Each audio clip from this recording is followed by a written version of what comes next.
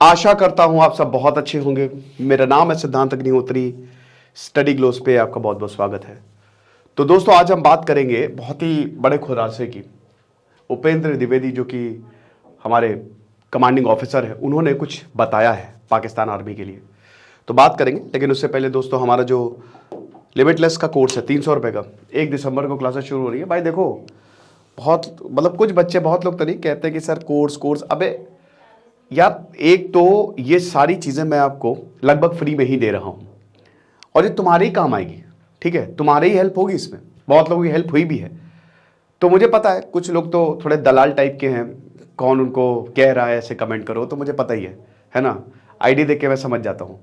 और कुछ जेन्युइन हैं जिनकी बात मैं मानता भी हूँ।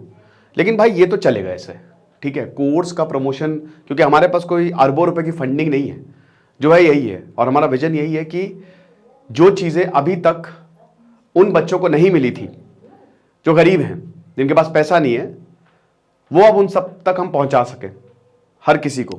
डार्क साइकोलॉजी का कोर्स हमारा बहुत सक्सेसफुल रहा और एक साइकोलॉजिस्ट के साथ सेशन बड़े महंगे होते हैं, हम उसको सिर्फ 300 में लेके आए, 400 में लेके आए। तो आप समझ रहे हो, तो मुझे इतना फर्क वैसे पड़ता नहीं है। तो ex Pakistani soldiers they are among terrorist, ठीक है, ये यहां पे आर्मी कमांडर ने बोला है, जो हमारे नॉर्दर्न आर्मी कमांडर है लेफ्टिनेंट जनरल उपेंद्र द्विवेदी। ये बहुत बड़ी बात है। बड़ी बात ऐसे है कि यहां पे ये बता रहे हैं कि जो पाकिस्तानी आर्मी से रिटायर हुए हैं वो इस समय आतंकवादी बन गए हैं। समझ रहे हो, वो आतंकी हमले कर रहे हैं। 22 से 23 नवंबर अनफॉर्चुनेट जो इवेंट हुआ, हमारे 4 जवान जो वीर गति को प्राप्त हुए, बहुत ही दर्दनाक। आपने देखा शुभम गुप्ता के घर कैसे उनकी मम्मी जो है, जब जो मंत्री जी देने गए चेक फोटो खिंचा रहे हैं, तो उनके मंत्री ने बोला प्रियदर्शनी मत लगाओ मम्मी जी। बहुत दुखद, ये बहुत ही ज्यादा दर्दनाक दृश्य हमने देखे। लेकिन दोस्तों, आप ये समझिए कि पाकिस्तान पगला चुका है पूरी तरीके से। यहां पे उपेंद्र द्विवेदी खुद कह रहे हैं कि सपोर्ट है नहीं, लोकल्स का सपोर्ट बंद हो गया है। कश्मीर में एक आदमी अब इनको सपोर्ट नहीं कर रहा, यूथ सपोर्ट कर नहीं रहा है। तो अब ये अपनी स्पेशल फोर्सेज जो रिटायर हो चुके हैं ना, क्योंकि जो आतंकी मरे हैं उनमें एक स्नाइपर है और एक वेल ट्रेन्ड मतलब खतरनाक इंसान है जिसने बॉम्ब की भी ट्रेनिंग ली थी अफगानिस्तान में। तो ये लोग ऐसे वैसे नहीं है जिनको मारा है, और अभी परवाह ना करते हुए हमारे जवान जो है वो ऑपरेशन चला रहे हैं, भगा भगा के मार रहे हैं। तो मैं बताना चाहूंगा, उपेंद्र द्विवेदी ने जो बोला है उन्हीं के शब्दों में, कि जब हमने फॉरेन टेररिस्ट जो आतंकवादी उनको पहचानने की कोशिश की, तब हमको पता लगा कि कुछ तो पाकिस्तान के लिए काम करते थे। पाकिस्तान अपनी आर्मी को, अब आप ये देखिए कि कितने अधर्मी लोग हैं कि वो अपनी आर्मी को आतंकवादी बना रहे हैं। रिटायर्ड लोगों को कह रहे हैं कि जाओ आतंकवाद फैलाओ। इमरान खान ने अभी दोबारा कोर्ट में, पता नहीं इमरान खान गए तो गए कहां। इमरान खान गायब हो गए भाई। इतना वो सैलाब लेके आए पाकिस्तान में, आज पता नहीं वो कहां है, कौन सी जेल में, उनके क्या हालात है, वी डोंट नो। उन्होंने भी कोर्ट में अपील दायर की है। अरे इमरान खान छोड़, हाँ, कोर्ट में अपील दायर की है कि भैया छोड़ दो हमको। इमरान खान छोड़ो, इमरान खान की पार्टी कहां है? तहरीके इंसाफ खत्म, गायब हो गई वो। इलेक्शन होने वाले हैं अभी अगले साल वैसे बहुत जगह इलेक्शन होने वाले हैं। जनवरी में बांग्लादेश में, फिर ताइवान में, फिर पाकिस्तान में, तो मैंने कवर किया है। तो यही बताया है। और पूछा गया था कि क्या आपको लगता है कि स्पेशल फोर्सेस पाकिस्तान की प्रेजेंस है? स्पेशल फोर्सेस क्या होती है? बेस्ट ऑफ द बेस्ट, ठीक है। हम आर्मी जाते हैं, आर्मी ज्वाइन करते हैं, उसके बाद फिर एक ट्रेनिंग होती है, कमांडो ट्रेनिंग, ठीक है, पैरामिलिट्री ट्रेनिंग, वो लोग स्पेशल फोर्सेस में जाते हैं, ठीक है। तो ये चीज है। तो बता रहे हैं कि अभी सिर्फ जम्मू में ही, क्योंकि मैंने परसों एक लेक्चर लिया था कि जम्मू में आतंकवाद बढ़ रहा है, तो जम्मू में ही 1 डजन 12 के करीब आतंकवादी, राजौरी पूंछ एरिया, राजौरी पूंछ रायसी, ये 3 जो एरिया है ना, ये अभी नया सेंटर बना है आतंकवाद का। और मैंने क्या बताया, उपेंद्र द्विवेदी खुद कह रहे कि लोकल्स का सपोर्ट नहीं है। ये बहुत अच्छी बात है, खुशखबरी हमारे लिए कि लोकल सपोर्ट नहीं कर रहा। भाई कश्मीर खुल गया है, और अभी मैं एक लेक्चर करने वाला हूं कि अब कश्मीर तक आप ट्रेन से जा सकते हैं। वंदे भारत आने वाली है, दिसंबर डेट थी, मतलब अगले महीने आना था, बट कुछ वजह से डिले हुआ, बट 96% काम हो गया पूरा का पूरा। तो और ज्यादा कनेक्टिविटी बढ़ेगी। तो मैंने क्या, देखिए लोगों को क्या चाहिए? चाइना में अभी तक क्यों रेवोल्यूशन नहीं हुआ? चाइना के लोग खुश है, चाइना बहुत डेवलप्ड है। लोगों को खुशी दीजिए, लोगों को पैसा दीजिए, ठीक है। तो 22 और 23 नवंबर को जो अटैक हुआ, जो 2 टेररिस्ट मारे गए हैं शूट आउट में, ठीक है, उसमें एक पाकिस्तान बेस्ड लश्कर कमांडर था, जो बहुत ज्यादा पॉसिबिलिटी है कि पहले पाकिस्तान के आर्मी में रहा होगा, और एक बॉम्ब एक्सपर्ट था जो कि अफगानिस्तान में जिसने ट्रेनिंग ली थी, और एक दूसरा जो मरा है वो स्नाइपर था। स्नाइपर पता है ना, दूर से निशाना लगाते हैं। तो पाकिस्तान इस तरीके के अटेम्प्ट, कोशिश कर रहा है कि आतंकवादियों को घुसाया जाए, क्योंकि लोकल पॉपुलेशन का सपोर्ट मिल नहीं रहा है। हमारा एफर्ट यह है कि जितना हो सके हम आतंकवादियों को मारें, भर भर के मारें, छोड़े ही नहीं। जिस तरीके से पाकिस्तान ने सिस्टम को क्रिएट किया है, वो चाहता है कि पूरे रीजन को डिस्टर्ब कर दे। और हमने जिस तरीके से पलटवार किया है कि तो पाकिस्तान डरा हुआ है, वो घबराया हुआ है, ठीक है, कि कश्मीर तो कभी उसके पास था ही नहीं, बट वो पीओके भी कहीं हाथ से ना निकल जाए। तो बहुत ही इंपॉर्टेंट है उनको न्यूट्रलाइज करना, क्योंकि रजौरी में पिछले साल रजौरी ही रीजन में 10 मौतें हुई थी, आपको याद है, सिविलियंस, 10 सिविलियंस को मारा था।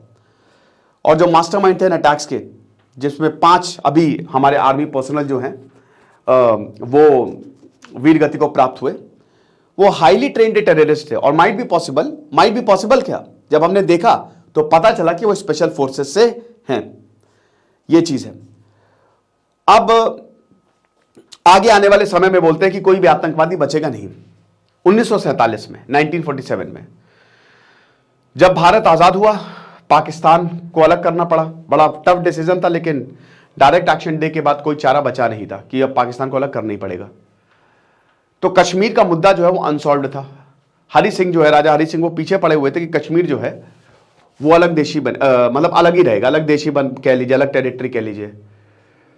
ज्यादातर पॉपुलेशन वहां की मुस्लिम्स थी। यूनाइटेड नेशंस में बात चली गई, मामला वही का वही रह गया। अब इसी दौरान क्या हुआ था कि सरदार वल्लभ भाई पटेल ने बोला था कि इंस्ट्रूमेंट ऑफ एसेशन आप साइन कर लीजिए। तो राजा हरि सिंह ने बोला था हमको वक्त चाहिए।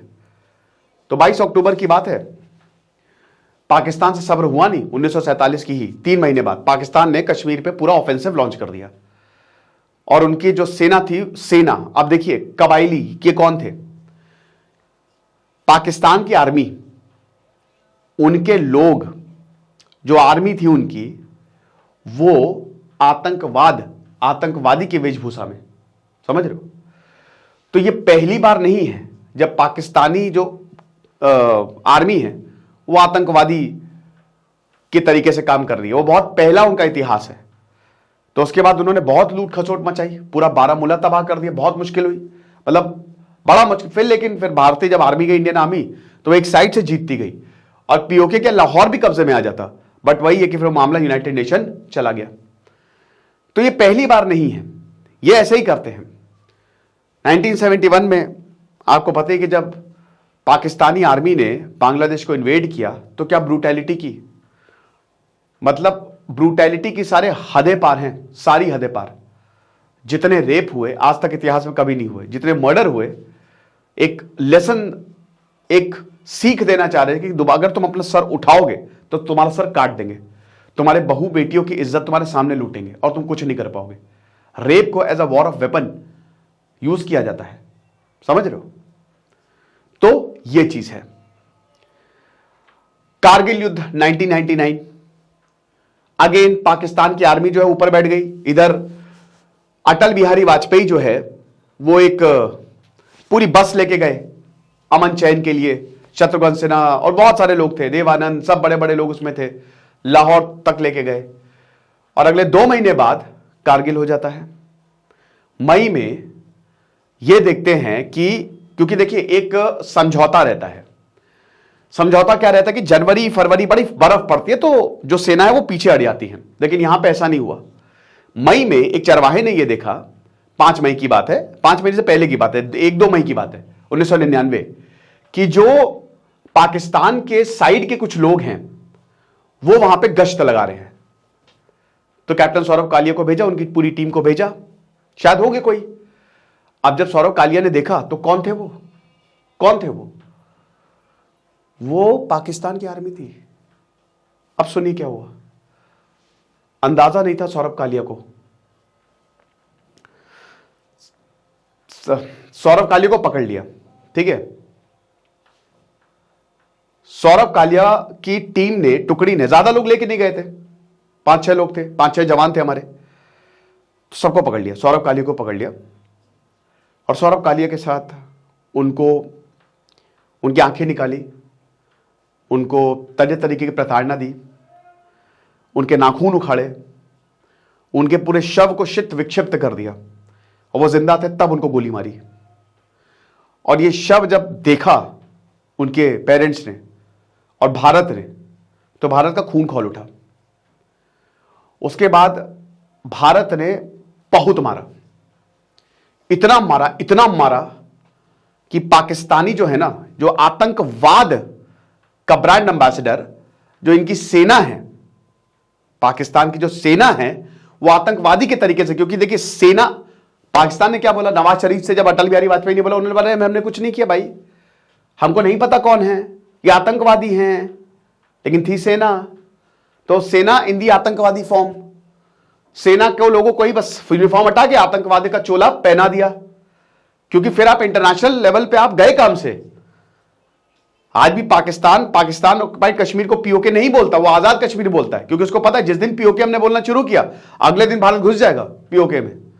इंटरनेशनली अब कैसे उसको प्रॉब्लम है ना ये, तो इंटरनेशनली अब देखिए भारत ने मारा, विक्रम बत्रा, मनोज पांडे, योगेंद्र यादव, एक से एक बढ़ के हमारे वीर योद्धा, बहुत मारा।